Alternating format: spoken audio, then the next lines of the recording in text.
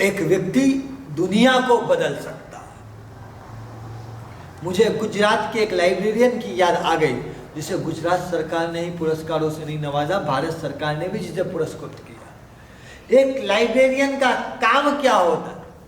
तो उस लाइब्रेरियन का काम सिर्फ इतना होता है, किसी को भी उस पुस्तकालय के अंदर से, उस लाइब्रेरी के अंदर से पुस्तक को देना और वापस पुस्तक को जमा करना।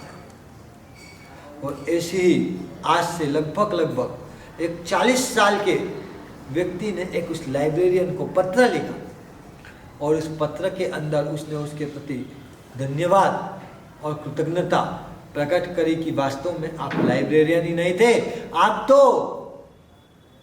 मेरे लिए मेरे माता पिता थे।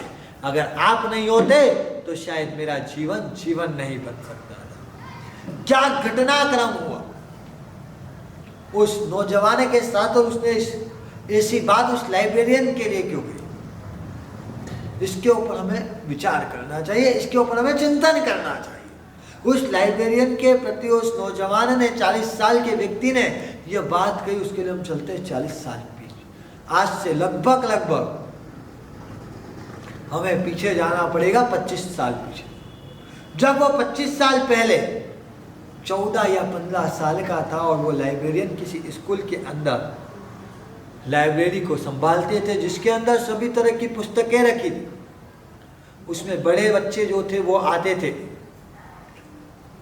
लकड़ियों की सीढ़ी वाले राइट हैंड के साइड से जो दरवाजा था उसमें से एंट्री करते थे, और छोटे बच्चे आते थे लेफ्ट हैंड साइड से। कॉलेज के बच्चे राइट हैंड के गेट से आते थे, और स्कूल के बच्चे लेफ्ट हैंड साइड के गेट से आते थे। लाइब्रेरी चल रही थी। वो छोटा बच्चा कई बार प्लान करता कि मैं उस वाले रास्ते से आऊं, मुझे वहां पर एक नॉवेल पढ़ना है। उस नॉवेल के अंदर बड़ा ही सुंदर, बहुत ही खूबसूरत रूप से श्रृंगार रस का वर्णन, उसकी नायिका का वर्णन बहुत गजब का क्या हुआ। और वो लड़का वहां पर आने की कोशिश करता, और जब भी उधर से आता, उसके पैरों की आवाज से वो पहचान जाते कौन आया। वो लाइब्रेरियन खड़े हो जाते और पूछते कौन है, कौन है, कौन है।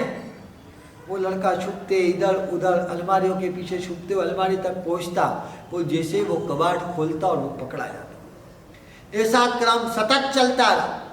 10-15 बार वो पकड़ा गया, और उन्होंने उसको स्पष्ट बोल दिया कि तुझे ये पुस्तक पढ़ने का कोई अभी उम्र नहीं है, जब बड़ा हो जाए तब पढ़ना। उस बालक के हाथ में वो पुस्तक नहीं है। समय बीतता हुआ चला गया। वो एक समय भूल भी गया उस बात को। जब वो 40 साल की उम्र में आया, तब उसने उस पुस्तक का कहीं नाम पढ़ा, उसे याद आ गया, आज से 25 साल पहले मुझे ये पुस्तक पढ़ना था, पर मैं किसी कारणवश इस पुस्तक को पढ़ नहीं पाया। वो उस समय पुस्तक को लेकर करके आता है, और वो घर पे पढ़ने के लिए बैठ जाता है। उस समय उसी 40 साल के नौजवान का बच्चा 14 साल का रहता। पिताजी को खाने के लिए 2 बार बुलाया जाता है, पिताजी आते नहीं है, वो किताब में तल्लीन रहते हैं। 2-3 बार के बाद पिताजी जब खाना खाने आते हैं, तो बेटा जाता है, वो श्रृंगार रस वाली वो उपन्यास नॉवेल को वो पढ़ने के लिए उठा लेता है। पिताजी उसको आवाज देते, बेटा नहीं आता। पिताजी जाकर के देखते हैं, और पिताजी सीधे जाकर करके उसको एक तमाचा मार देते, एक चाटा मार देते।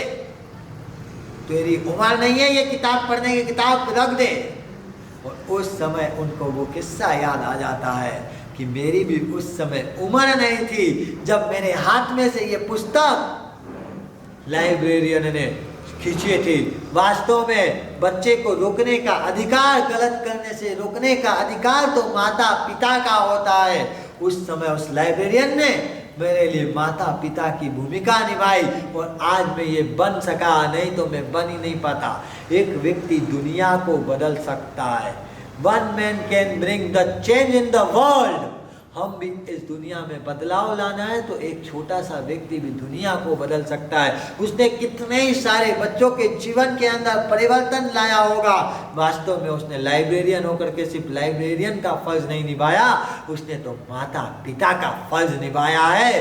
तो हम भी ऐसा कुछ करें कि हम भी दुनिया को बदलने के अंदर परिवर्तन लाने के लिए, दुनिया को अच्छा और खूबसूरत बनाने के लिए प्रयत्नशील बने। यही मंगल प्रेरणा।